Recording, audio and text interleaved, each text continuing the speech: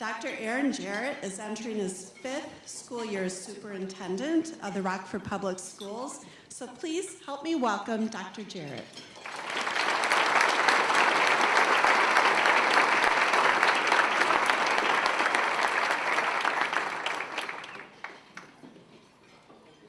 There was a story I told the first year I became the superintendent. I had the opportunity to reference a story that Jim Collins popularized in his book, Great by Choice. And he talked about the 1,400-mile journey to the South Pole that occurred in 1911. And there were two competing philosophies and two competing groups, Amundsen and Scott, who both tried to get there. And as you can imagine, it was cold and it was difficult. And it was a very, very challenging thing to accomplish with the technology that's available in 1911. I think it would be pretty tough to do now, actually, but it was certainly difficult enough that it had never been done. And Scott and Amundsen both had the exact same pedigree. They both had tremendous experience. They were well-funded, and they had the readiness to do the work. But they took two very different approaches to doing the work. Scott, when the weather was good, would march 40 or 50 miles at a crack. But on bad days or when there were equipment failures or sometimes by pushing it so far on certain days, they would have to take days off. And those days off started to build up. Amundsen and his crew took a very different approach. They were really, really disciplined. And they made sure that they marched 20 miles every single day. If it was the coldest possible day, the snowiest possible day, they found a way to get their 20 miles in. They didn't have that variance between 0 and 40, and they had very different outcomes. Because of that 20-mile-a-day approach, Amundsen's group got there first and received recognition and fame. Scott's group got there second and died on the way back. Tough consolation prize there. So what does this have to do with our school district? We're not heading to the South Pole, but we have a pretty bold destination in mind as well for our community. And that's to be the first choice for all families. That we're worthy of being the first choice for families because that has such an impact on our community as a whole. Now, highlighting 2011, I just happened to jump on board with a team of people I really care deeply about in 2011, but there are many people that have been on this journey for a lot longer time than that. But this is at least the frame of reference I bring, and I think as a community there have been some really good things because this isn't my march, this isn't even the board's march, this is really our community's march. It's something that's important for all of us to do together. And I highlighted the year 2025 for two reasons. One, I really believe in our community's aspirations through Transform Rockford to be a top 25 community by 2025. And if you think about 2011 to 2025, that's one generation of students going from early childhood all the way to the senior year of high school. So it really is meaningful in that because this is generational change we're talking about. We aren't talking about something that's going to turn around overnight, and we aren't talking about one quick 40-mile march. But every year we need to make progress in our goals. Now again, when we talk about the destination of being the first choice, I want to assure everybody that doesn't mean that I think the Rockford Public Schools should be a monopoly. Again, I want to make sure we are worthy of being the first choice of all families. We value the fact that there are a variety of choices in our community, but it is truly important to us to not be a situation that is a detriment to the community and its growth, but rather a point of pride that businesses and community members can use as a strength when attracting people to live in our community. Now, to say we got off to a little bit of a slow start would be an understatement. During the transition, as our team jumped on to this community-wide journey, we dropped over 2,000 students in 1 year. Some of that had to do with the recession that was going on and some challenges there, but we had a pretty dramatic drop in 1 year. About 7% of the students left. The good news is that over the last 6 years, as we've been methodically marching forward, we've seen a 2.5% increase in students, and about 680 students have come back to the district. So what does that mean in terms of the big picture? In 2011, we had about 43% of the students in Boone and Winnebago County, public and private. And in the current year, we have about 46% of the students in Boone and Winnebago County, public and private. So we are starting to make a difference in terms of being a draw to the community, and that has happened because of a lot of hard work with our board and our administrative team and our teachers and faculty and staff, but it's largely been due to the support we've received from the entire community. So I want to look back on the first 6 years of that journey, at least again that we've had the privilege to be part of, and talk about some of the things that have helped contribute to that. Had 5 or 6 key areas where we've seen some early wins. And one of those is the improvement of our facilities. We were in a situation where our facilities were old. We really didn't have much of a facilities plan or budget as a district. In fact, one year, at that time, we had nearly 50 buildings, and the budget for was closer to $100,000 a year. I asked Todd Schmidt at that point, how did we do this for $100,000 in that year? And he said, well, we could barely pay for the duct tape at that point. There's really not a lot you can do. That the community jumped in and took a very different approach. And this facilities video here will highlight the work that we've done this year, which is the 6th year of a 10-year, $279 million facilities plan.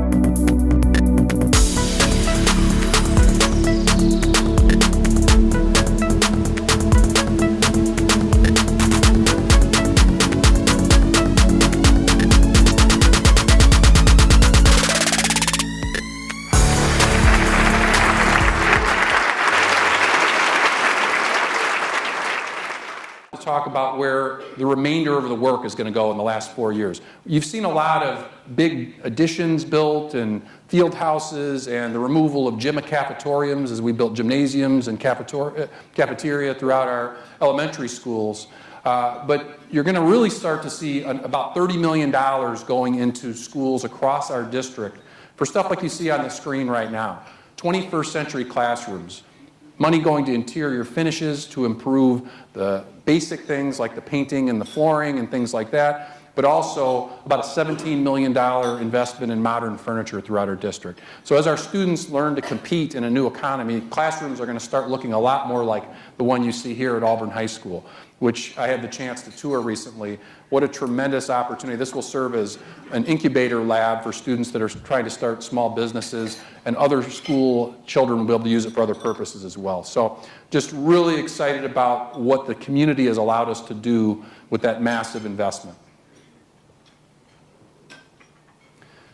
The next thing we're really proud of, it was a problem we had to solve, and that had to do with what Athletic Director Jim Phillips from Northwestern University, he was at NIU at the time, so I'm proud to say that, talked about the front porch, which he mentioned is your athletic program, and I would add your fine arts program as well. It's not the most important part of your house structurally, but it's the part that everybody sees.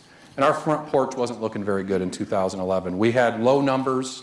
We had a 6-period academic day instead of a 7-period academic day for our fine arts programs. And we had some really, really deep concerns. And one of the first things we did was we changed with a lot of controversy, our athletic policy. We had a very unique athletic policy. We had a 2.0 grade point average, which basically said if you participated in athletics, it was really a privilege. And we took a very different approach and said that instead of making athletics a privilege, let's go to the IHSA standard of saying students have to pass all their courses. But if a student gets a D or an F in any class, we're going to mandate that those students get tutoring, and that those relationships with fellow student athletes and their coaches was going to be the intervention that they needed to stay connected to school. And so we did a little very public experiment. It was a controversial decision locally, but ESPN actually picked up the story. It's not often we're on ESPN, so I thought that was pretty noteworthy. And I want to credit our Deputy Superintendent, Matt Vosberg, and Athletic Director, Matt Parker. When Vosberg was on the Outside the Line show, he told Bob Lee, we'll be back in 5 years to tell you what happened. And we came knocking 5 years later, and Bob Lee was kind enough to have us back. And here's what ESPN had to say about the experiment that they were very much against at that time. So we knew it was just a matter of time that we'd see the data that we've shared with you guys.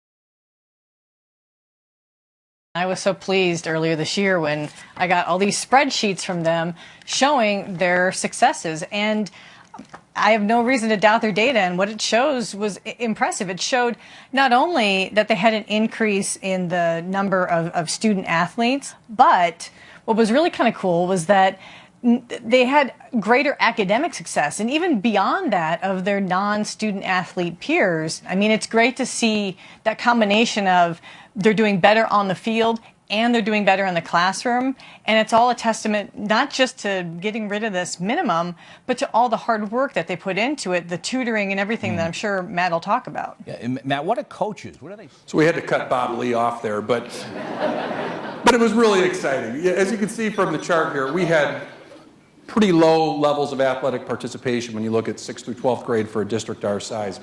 And the experiment played out in a big way. We've increased student athlete participation by 51%, and the average GPA has increased for student athletes. So let's give our front porch team a round of applause.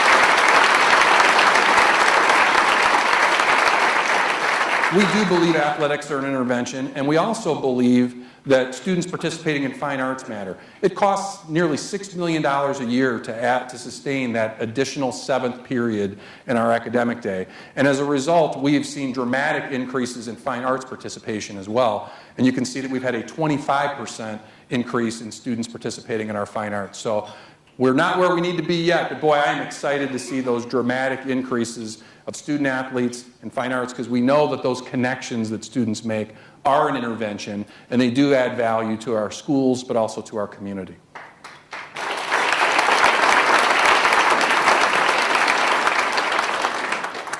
Another foundational premise that we had to work on was we had seen a slight decline in availability of early childhood seats. So we set out to make a partnership with the city of Rockford.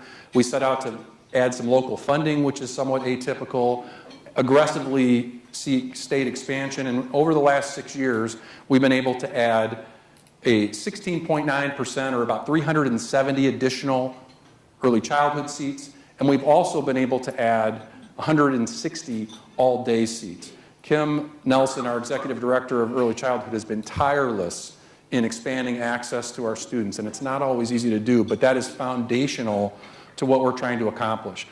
When you have students that come from backgrounds where they have challenges and there may not be a lot of reading opportunities or exposure to books or to experiences, the work our early childhood department does to add access to students is important.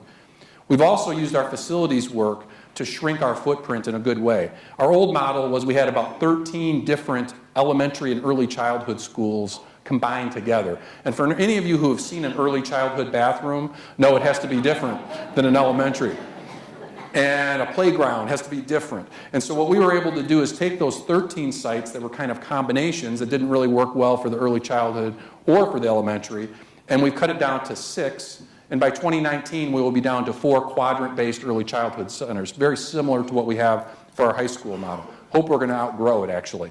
But the other thing we're proud to say is because of Kim and her team's hard work, all of those schools are recognized with the highest level of recognition you can receive in the state of Illinois, the Gold Circle of Quality. That is not easy to come by, and all 6 of our schools that are serving kids right now have that, and when we move into the new model, all 4 of our schools will have that distinction. So let's give Kim one round of recognition now.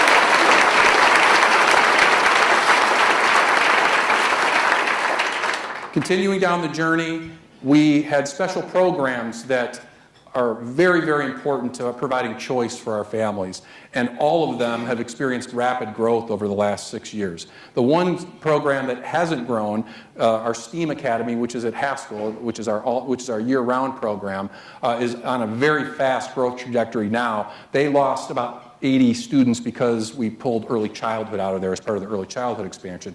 But our dual language program at Barber, our Montessori program, gifted program, and our Kappa programs have all experienced pretty dramatic increases in our popular programs that serve our students well.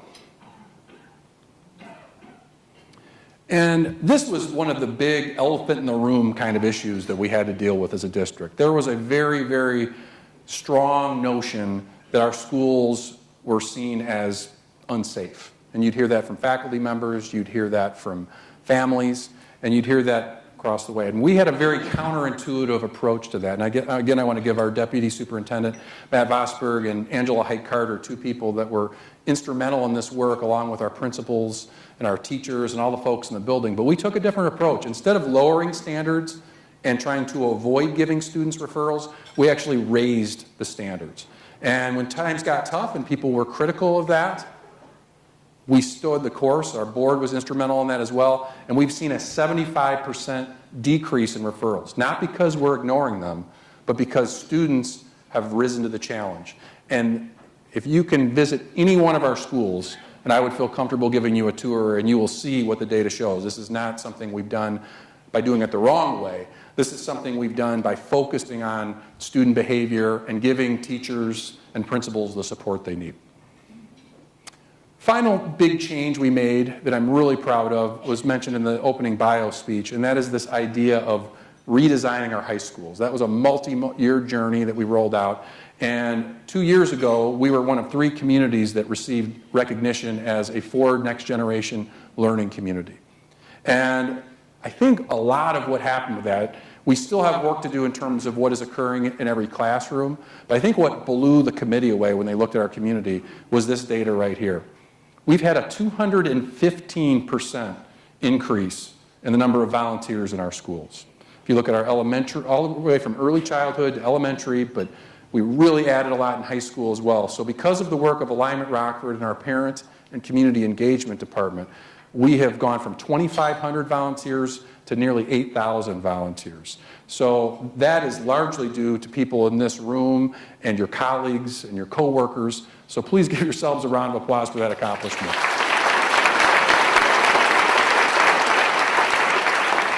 And when a big company like Ford gives you some recognition, one of the exciting things is people come from all around the Midwest to visit.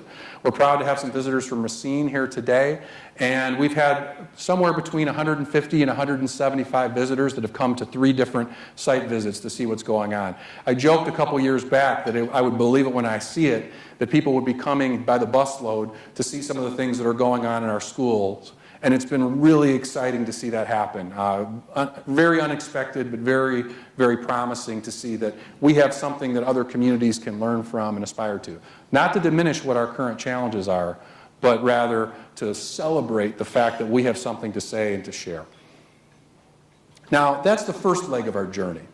But as I pointed out, we have a long way to go to be the first choice for all families. And we always have to confront where we are. And our current strategic plan has 5 areas of focus, goals, and 9 strategies. And all 5 are important, but there is one that our board is laser focused, hyper focused on, and expects us to deliver. And that is continuing to improve the growth and the achievement levels of all of our students. Because all the things that we accomplished over the last 6 years, we still have a lot of work to do in this category. Okay? Despite having nearly 1 point of increase on the ACT over the last 6 years as we've shifted to the SAT, we still have a gap between the RPS students and the state average in the SAT reading and writing. That was the first year we took it, and we have work to do there. And this is consistent throughout our system. We still have that gap at the elementary and middle school level as well. And we still have about an 18% gap in terms of students who are demonstrating readiness on the SAT math. So I have to interrupt the celebrations to point out that we do have a lot of work to do to make sure all of our students are where they need to be, and we have a lot of work to do together as a community. So as we plot what's next, in addition to being focused on that student achievement, here's how I think we can do that work together. One is we need to be really, really serious about what we expect for all students. So we are working on developing a profile of a graduate that has specific metrics that determine if the students are ready for college, career, and life, because all three of those areas are important.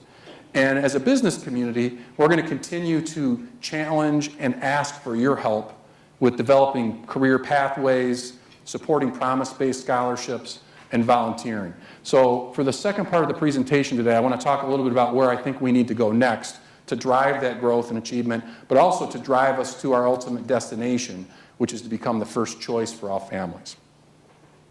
As we look at the idea of being college ready, some ideas that we've put out are three key measurements. One would be hitting a college readiness standard GPA of 2.5. There's strong data that supports that. Showing success in a college level course while still in high school, whether it's advanced placement, dual credit, or others, and performing well on standardized tests. This would give us multiple ways for students to show college readiness, which we also think is important. I want to share a story with you about a young man who was the salutatorian at East High School last year.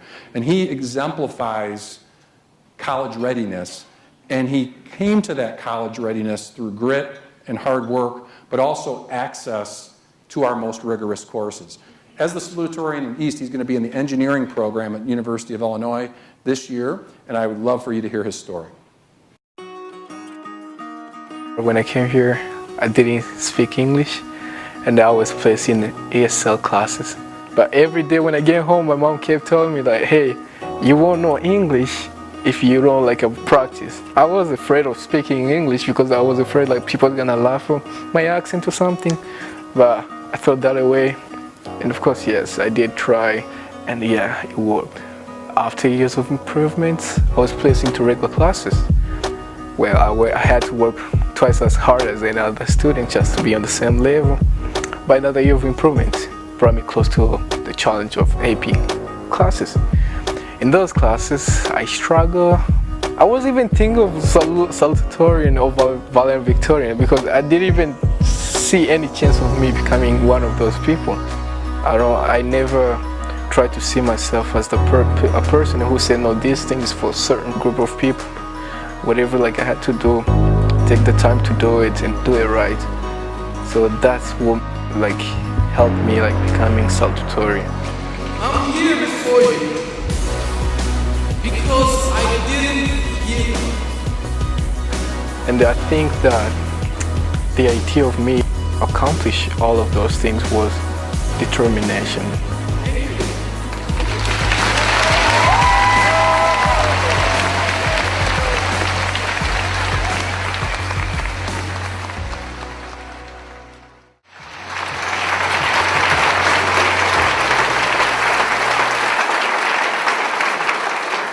Now, I know Aganze's story is a bit of an outlier because we have a student that went from taking English as a second language courses to regular courses to advanced placement courses to becoming the salutatorian of his high school with well over 300 students graduating in a senior class. That's a tremendous accomplishment. But I also want to tell you that it's not that unusual in our district because we have a philosophy that we believe all of our students should have access to our most challenging courses, and we've really advanced that philosophy. So if you look at our advanced placement numbers, you can see that we've pretty significantly increased the number of exams taken since 2013 by 8.3%. But more importantly, we've increased the number of students passing advanced placement by over 14%. Now, how can one be greater than the other? Because as we've increased access, we've actually increased the rate of students passing those classes. Aganze is exactly the success story we're looking for to repeat over and over in our district. We want all of our students to be college ready by taking on the most rigorous courses that they possibly can. We want them to take that challenge on, and we're proud of our success in that area. And you can see that 150 additional students, 152 to be exact, have taken an advanced placement class. That exposure to those challenging classes helps our students strive and really can help us accomplish bigger and bigger things. Now, that recognition came together in this year's Matthews Challenge Index. Jay Matthews is a writer for the Washington Post, and for 30 years, he's popularized a very simple formula to talk about school recognition. You take the number of advanced placement classes taken by your seniors, and you divide it by the number of graduates. It's a real simple ratio. And you have to get to a 1.0 ratio. We have two of our schools, East and Jefferson, that are right on the cusp of getting there, but we have Auburn High School is ranked number 13 in the state of Illinois, just ahead of Libertyville and Hinsdale South, so not bad company. Guilford High School is ranked 59th in the state, just a couple spots at number 59 behind New Trier. So our students are getting access to the most challenging courses in a level of suburban communities that our schools are very seldom compared to. But that means our students can compete, and there's no watering down that advanced placement curriculum. It's exposing our students to the most challenging opportunities, and we want all of our students to have that college readiness exposure and experience. Now, college readiness is one thing, but we also want to make sure our students are ready for careers. And that's what our high school academies are all about, college and career readiness. So attendance and make sure you're showing up as part of that, but we're also talking about community experience, work-bedded experiences, etc.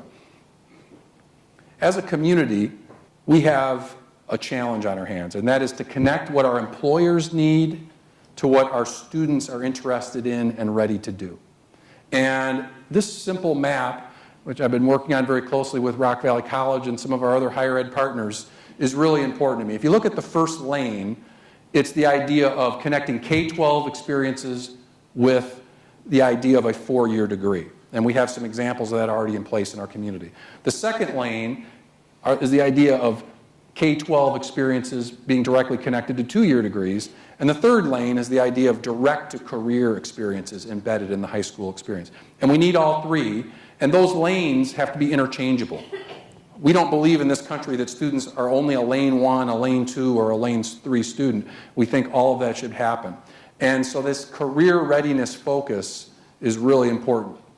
Now, to talk a little bit about lane 1, this idea of a four-year degree, what makes it different than just going to college is that the experiences get baked into the community's DNA and it's offered locally. So we have a specific partnership that I'm going to tell you a little bit about again with Rockford University.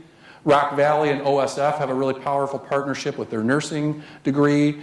RVC and NIU have a powerful engineering partnership. And the key is to drive these partnerships all the way down to our early childhood, elementary, middle school, whatever it takes to make sure we have the right group of students that are showing interest, because this is a key to our success.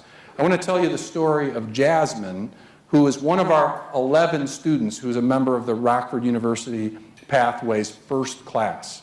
Now, our goal is to get 20 because we want to have our future teachers be RPS graduates that reflect the talent and the diversity of our community. And I think we're off to a great start with Jasmine.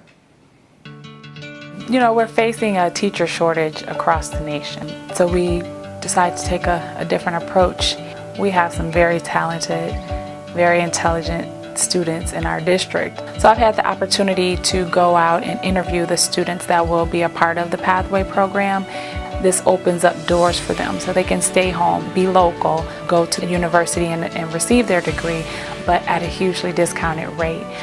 Rockford University has been a great partner in this whole process. They're just as excited about this program as we are. In my family, they weren't, like I said, they weren't talking about college, they weren't talking about school. So where I was hearing all that from was teachers. If it wasn't for them, who knows, you know, if I would have thought about college. Senior year, I realized that I wanted to do something with art. Art to me has been a form of self-expression, and it's fun.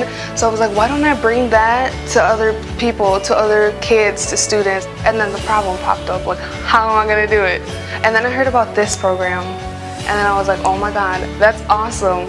Like, what better teachers than teachers in the community, you know, already. It really has changed some students' lives and helped them to be able to do something that they may not have been able to do.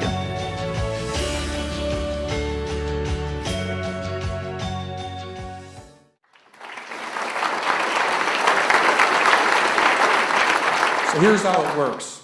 We start with students in middle school or even earlier and get them excited about teaching. We give them a 3-year pathway experience, which is basically sophomore, junior, and senior year courses, and get them excited and some real-life experience while they're still in high school.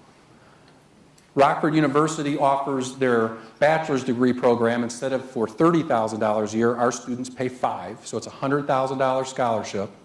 And then upon hiring after student teaching, assuming that we make the hire, the first year of teaching, we will put them in a master's degree program at Rockford University, which is valued at $50,000. So we are making an investment in our students that is real, 20 per year, and we believe this is the model for 4-year degrees because we are keeping talented students in our community, in our local education system, and these are going to be students that have a huge impact on our future students. I can't wait to see Jasmine in front of students.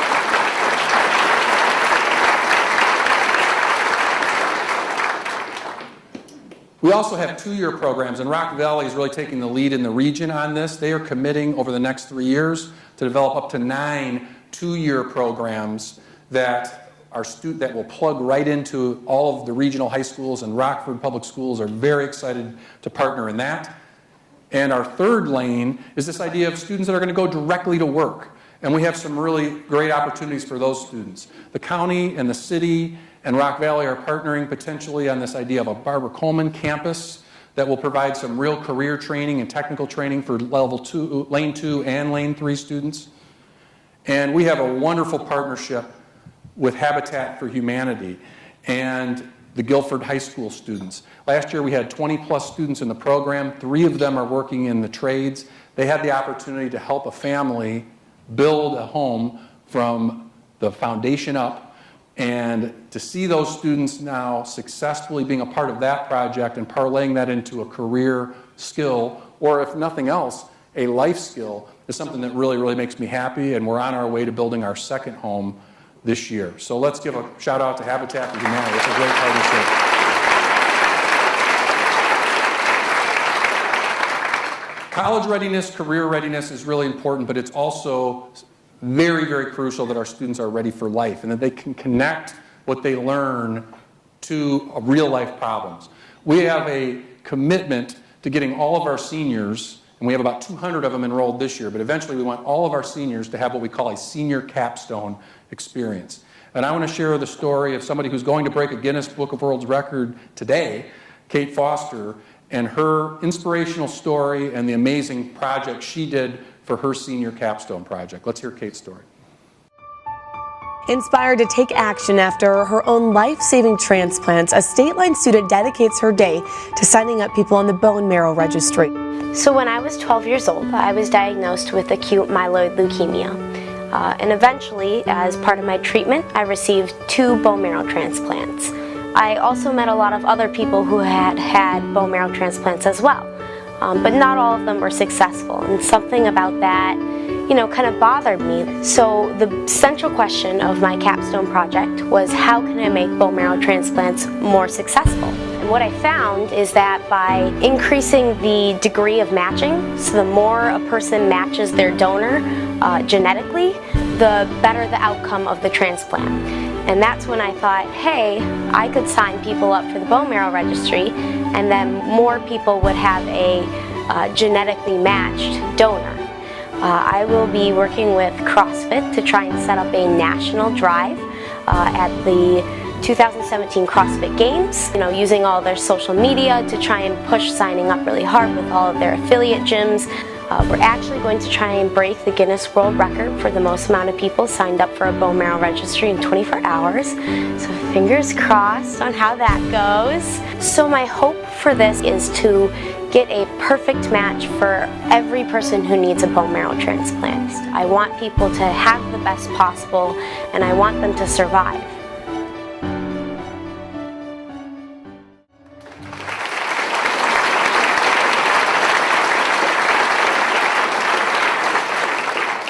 college, career, and life. It all goes together, and it's extremely important to see that happen. And I can't think of a better example of that combination than Kate's inspiring work. To think that a senior in high school was able to connect her academic prowess with her potential interest in a medical career and her passion for CrossFit and organ donation. What an amazing connection of college, career, and life. And Kate's not the only example. We've dramatically expanded our student tour program. We now have 9 of our elementary schools that have 73 student representatives that are able to provide tours. We had about 24 hours notice that the governor wanted to stop by and visit our schools, and he was able to receive a tour at Barber. We plan to expand this program to every single elementary school in the district. We already have it going with our high schools. We want to make sure our middle schools are there as well. This is a great life skill for students, to be able to give a tour, to be able to shake someone's hand, to be able to greet them. These are the kind of skills that matter to our students as they prepare for their life. And there's another group that I think is doing a pretty good job preparing for life, and that's my Superintendent Student Advisory Council. And they happen to be here today, and I want to brag about them for a little bit. These folks are really ambassadors for the district. There are 3 per school, and their job is to be ambassadors and to be representatives of their school and to plan functions. But last year, that group did something that blew me away, that showed life readiness. And they decided in their spare time, and these are really, really busy students, to throw a prom for over 100 senior citizens at Wesley Willows. So I want to have our SSAC group please stand and be recognized for that work.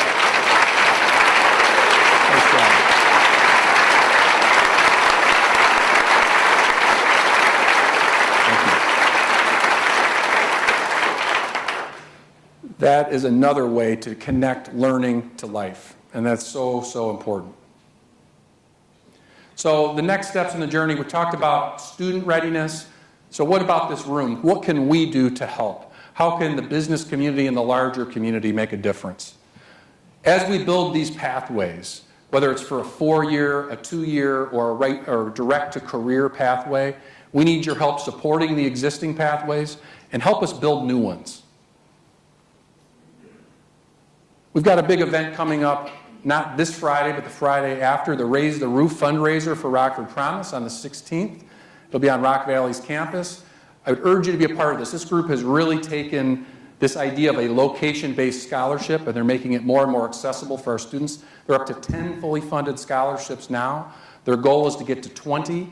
If you add that up with what we're doing with the RU pathway and some of the other scholarship money that's been raised in the community through the Community Foundation and other groups, we are really, really making some progress on location-based scholarships.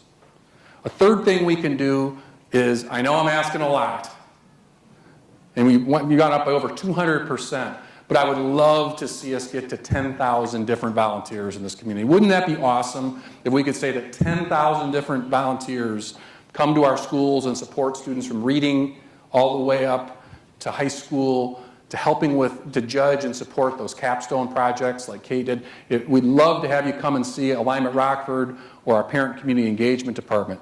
And all 3 of those things matter in a big way. And again, I know this is a huge ask, but the reason I'm asking is because we need to make the connection between our students and our community, and specifically our business community, unbreakable. And I know that sounds like a big thing, but if we don't do it, we are really at risk of losing a competitive advantage. Because students like Kate and Aganze and Jasmine don't have to live in Rockford, Illinois. They can go anywhere they want to go. And our largest employers don't have to be located in Rockford, Illinois. Both groups have that ability to leave. If the talent isn't there, employers can leave. And if students don't feel like the opportunity and the connection is there, they don't have to come home. So we need to make that connection unbreakable. And it's not going to just get done with the K-12 system. For us to be the first choice for all families in a top 25 community, that means we are going to have to remain steadfast in our commitment to make sure our students are ready for college, career, and life, and we have to unbreakably connect them with the community. I say we've got 20 miles to march this year. Let's get to it. Thanks for having me today.